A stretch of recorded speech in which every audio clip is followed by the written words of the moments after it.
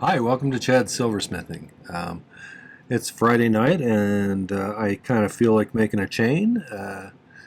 I find making chains to be soothing and kind of the repetitiveness of them are calming for me. So I thought I'd make one tonight, and I'm going to make one I haven't done before. I think I might call it something like a bow tie bracelet with a twist, and it's going to have a little component to add a little jingle to it. So I think it'll be fun and a good project, probably beginnerish project. So let's get started. So this is a few of the design idea sketchbooks I have on my merch store. This one has useful fractions to decimals to millimeters chart on the back. This one here has gauges to inches to millimeters. I find this one particularly useful. And then finally, this is the one I'm using right now. It has flow temperatures of different types of solder in it. And the real feature for this for these books for me is the dot matrix in the background, because it's like graph paper and helps me to draw better pictures. Seeing as drawing pictures is not my strongest suit.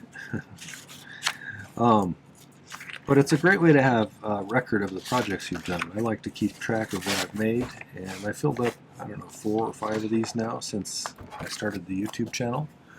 I think it's a great way to keep track of things, so you don't have to reinvent the wheel every time you go to do a project. So get yourself 1 or 2 of these. I think they're really useful. Alright, so this is going to be a pretty simple chain. What I'm going to do is I made an example, and I'm taking 14 gauge round wire, and I'm going to make it kind of into bow tie shapes. So like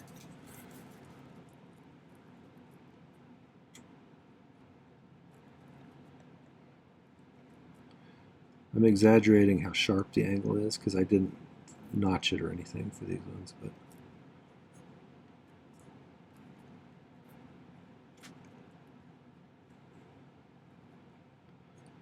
like that. And then once I solder this together in the middle, I twist it 90 degrees so it ends up with a link like this. And then the other thing, and this is the although it's kind of a play on words, I twist it to get that, but the twist I was really talking about is adding a little ring around each of these to give it a little bit of a jingliness when you're wearing it, because I think that's one of the fun things about chain bracelets is they kind of jingle a little bit when you're wearing them. So, and you can feel them moving around, so it's sort of entertaining. So what we're going to do, I've made these as an example, and then we're going to make some more links like that.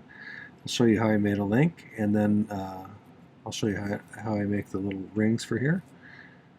And then I'm probably going to make the rest of the links off camera just for time's sake, and then we'll come back and connect them together and add a clasp to it. So I cut the pieces of 14 gauge round wire, which is 1.6 millimeters incidentally, to about 55 millimeters, and I kept one out as a template.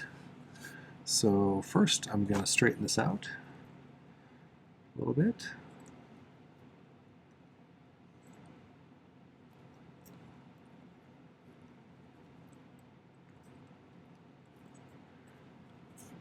And then we'll use this to cut the second one. I always like to have one spare, at least when I'm doing multiple things of the same type.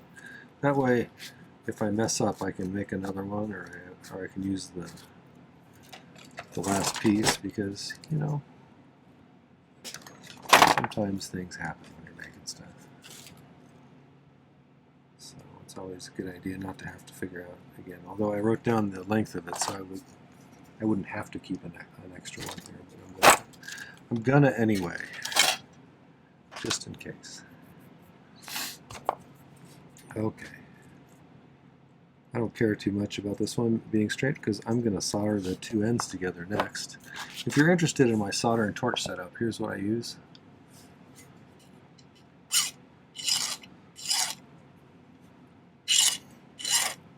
I'm also going to be doing some pick soldering. That's where I use my titanium soldering pick here to pick up a bit of melted silver solder, and then heat the piece up to the flow temperature of that solder and touch it right where I want it to go. It's a nice way to deliver solder right where you want it to in exactly the quantity that you want to. So if you're interested in learning how to do that, I have a pretty good video about pick soldering up there, so you might want to check that out. That's one of those skills that moved me up a level as far as being a silversmith, I think. It made it so you could do a lot more stuff. Okay, so let's make this kind of into just a U shape to start with. We'll get these ends together and solder it together. Probably when I do the other links, I'll do this like 5 or 6 at once. I'm going to make sure that's lined up pretty nice. Put them over here on the pad. And let's get this fluxed.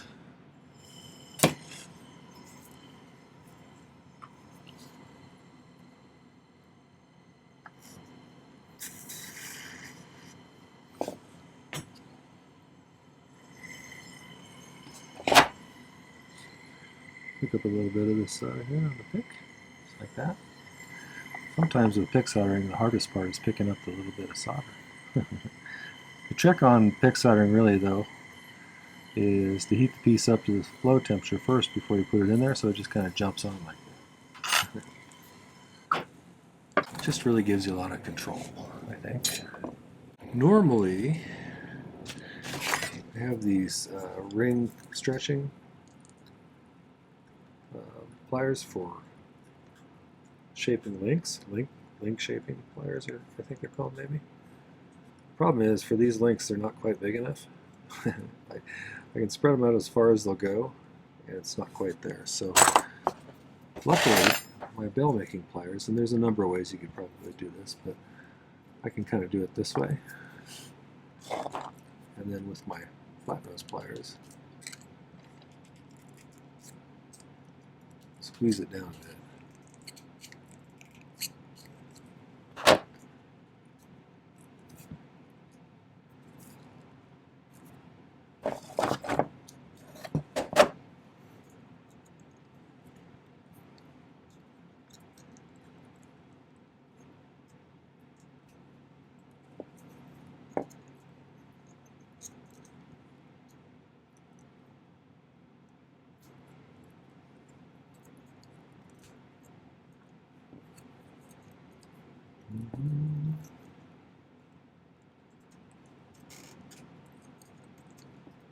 For these ones, I'm going to make them about not as wide as that thing. The second biggest cylinder on my bale making pliers here. That's about right. So let's square up the ends a little bit using just my chain nose pliers.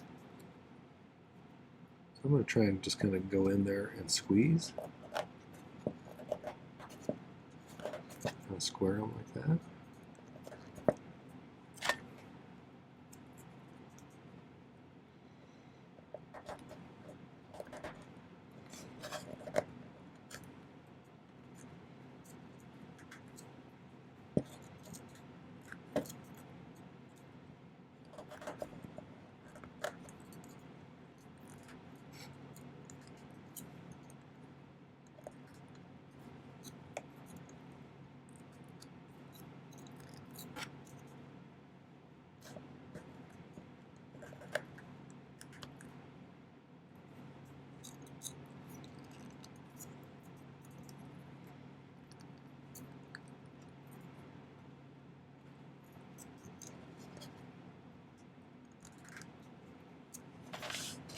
Get more of a kind of a rounded rectangle.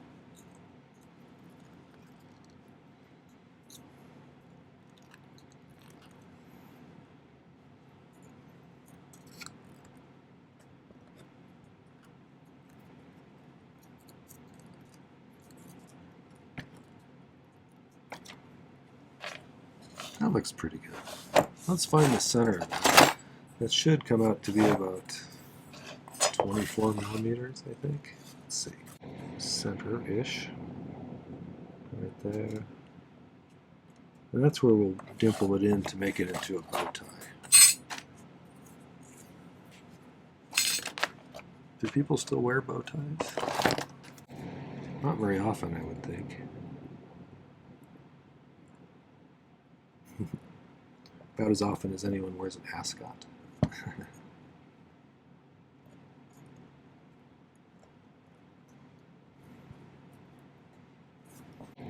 Get that relatively bow tie shaped. So to do the little twist, I usually use my flat nose pliers here like this and kind of go right up to the mark. And then I'm going to take these and twist it so it kind of isolates the twist right in the middle there.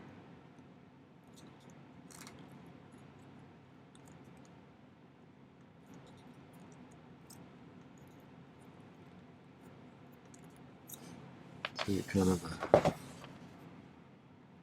this kind of shape. And then what we need to do is solder it together in the middle here. You want those touching if you can. So solder doesn't like to jump gaps. So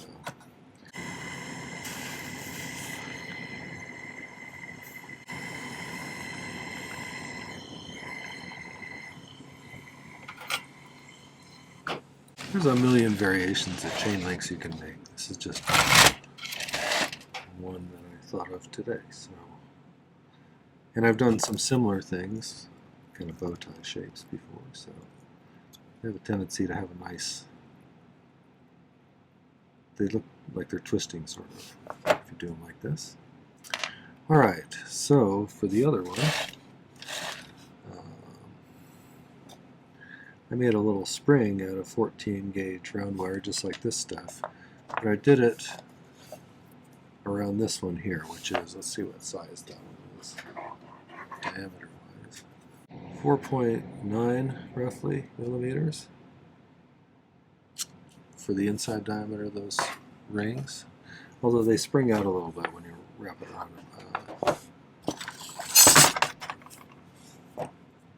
a cylinder like that. Okay, and you can use your saw if you want to cut these off. I usually just snip them off with my, these cut flush on this side, so if I cut into the first ring here like that, flip it over so the flat side is going to be facing the flat side from the first cut.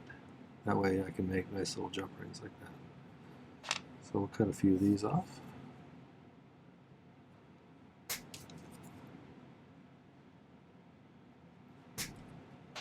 I chose this size of ring because it's just about the right size to fit over the center of these right here without being able to come off the edge.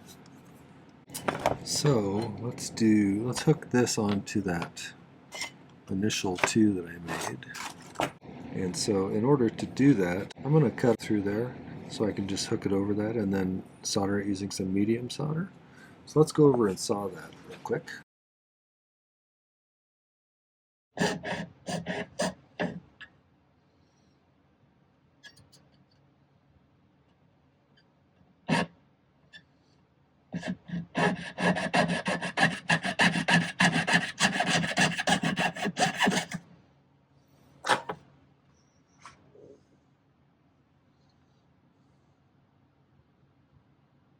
So let's open this up just a skosh.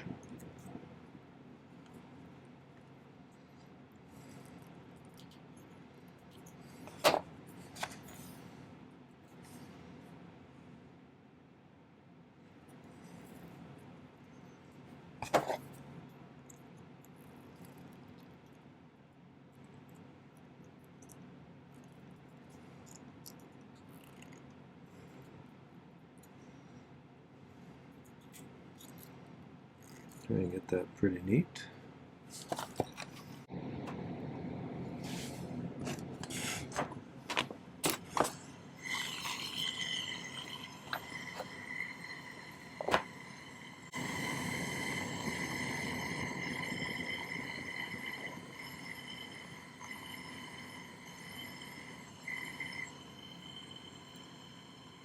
You got it?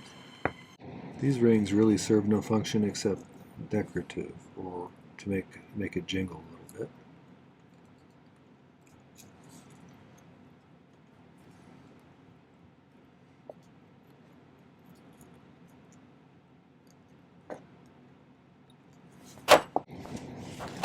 Now, Ideally, I'd like this not to be touching any other solder if I can help it, but figure out kind of a way to get that separated. Let's probably use some medium again on here.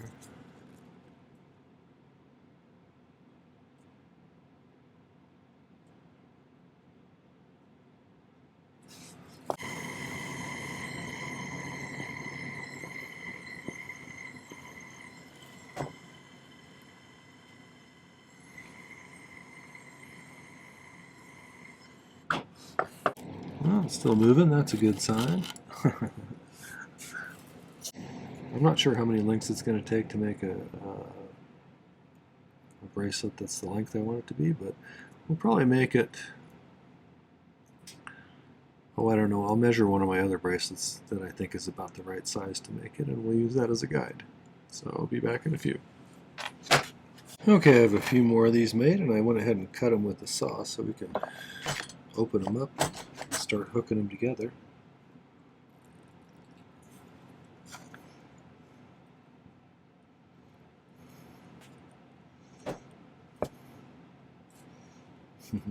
Get on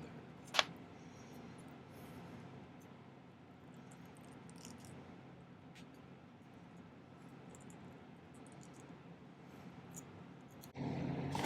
Just kind of do what we did before, put a little medium paste solder on there.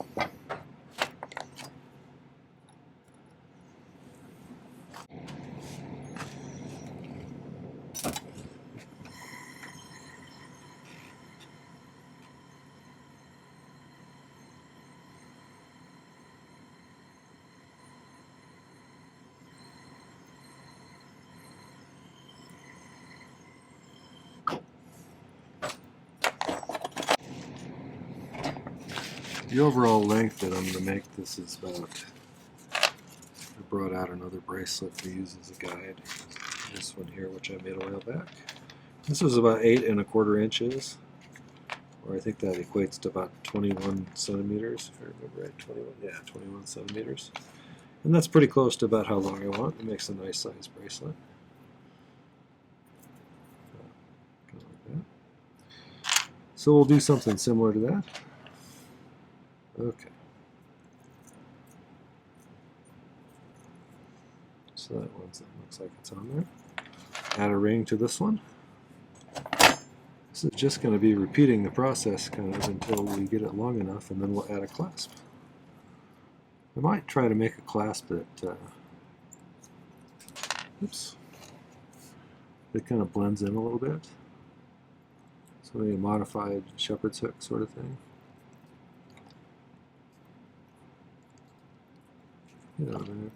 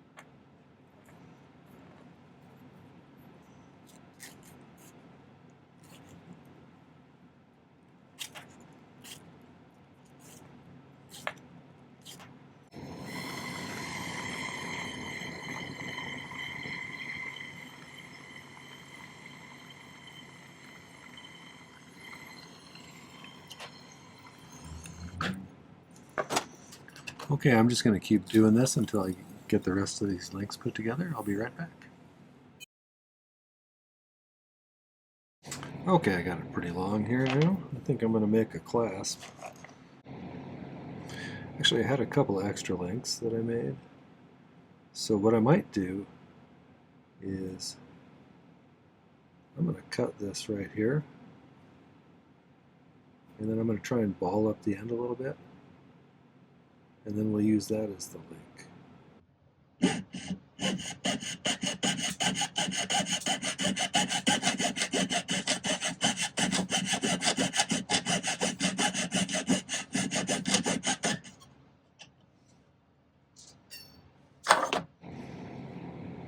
Should be interesting to see if I can ball this up without anything falling apart here. I'm just going to try and get that to melt a little bit.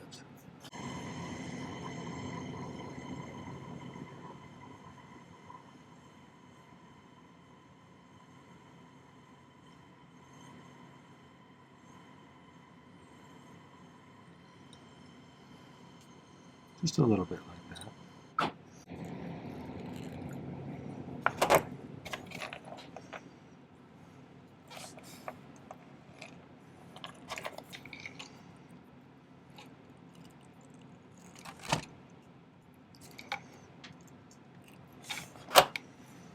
This is going to come around like this. You should be able to just hook it like that. I'll get that a little bit more snug and springy so it pops in there more tightly. But I think that'll be good. And I think we should put a ring on this one too. Will that work or not? That might just come off because it'll come off of there, so I might not be able to do that. I guess we'll have to leave a ring off of this one. But that'll make it easier to find the clasp, even though it's kind of concealed because it looks similar. So, alright, let's use a little medium solder here. See if we can get that connected.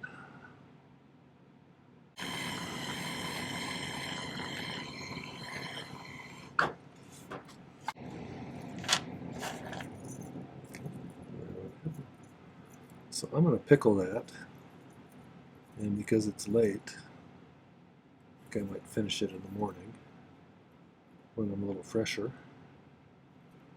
I don't want to unfresh Chad doing his finished piece here. So I'll get that in the pickle and we'll finish it in the morning.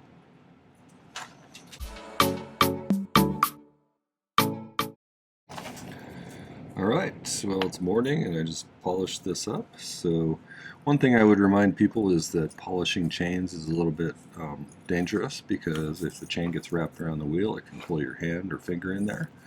And so unless you have some experience doing it, you might want to use a rotary tool or tumble polishing, which doesn't really give as good a polish but is a lot safer. So until you have a little experience, be careful. So, alright, well that's the final product. There's a nice little jingle to it because of those extra rings. So tell me what you think. Did you like this? Do you like the hidden clasp here that kind of blends in? I always try to conceal them if I can so that they're not obvious, and it just makes the continuity of the whole thing look a little bit better, I think. But that's the final product. So, simple little chain, not too hard to do, but a pleasing result, I think. Tell me what you think. Alright, well that was the bow tie with a twist kind of bracelet. I hope you enjoyed that one. If you did, make sure to hit the like button before you go. And I would greatly appreciate it if you'd go visit my main channel page. I have over 600 videos now. I've been doing 3 per week for over 4 years. And so there's quite a bit of content there, and I think there's almost certainly something else you'll find useful or interesting. So check a few of those videos out. I'd love it if you'd subscribe to my channel.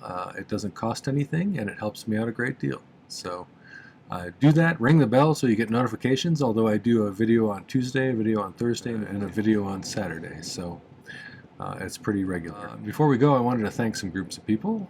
First off, my patrons over on Patreon are my core group of supporters.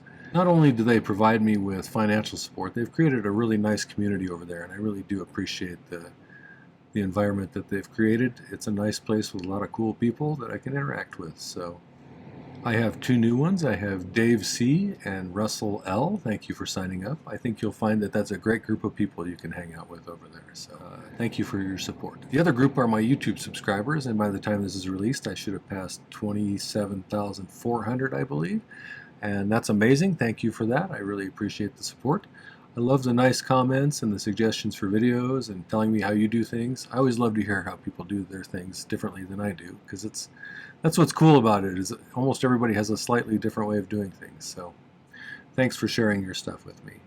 I do also appreciate your financial support. The Buy Me a Coffees, the super thanks. Buying my newest ebook or any of my other ebooks, or my merch purchases. So thanks for that. That kind of stuff makes my channel sustainable, and I couldn't do it without your help, so thank you. Finally, don't forget to visit the video description down below. There's some important links. There's a link to my Patreon, should you care to find out more about the different tiers of membership over there. There's a link to my merch store if you want to get yourself one of those nice design idea sketchbooks or some other merch. And there's a link to my newest ebook, which is a guide to 2025's video tutorials. I have roughly 170 or 180 that I did last year, and there's a page in the book for each video with a link to the video, as well as a picture of the original sketch I drew, a picture of the final outcome, a list of materials it takes to make the project, stone information if there's a stone in it, a difficulty rating, and finally some notes I made about the project. Things I might do differently if I was to repeat the project, things I learned from it. I almost always learn something new when I'm trying something different. And you know, whether I like the outcome or not, because sometimes I don't, and you can't always get what you expect in your mind, and it's good to learn those things. So, but either way, it's a whole bunch of projects for you right at your fingertips, and a really nice way to support my channel. So get yourself that, or there's even some packages where you get all 3 or 2 of them for a slight discount off of the total price. So get those. It's a great way to have a bunch of projects. All right, well, thanks for watching today. Take care. Happy silversmithing.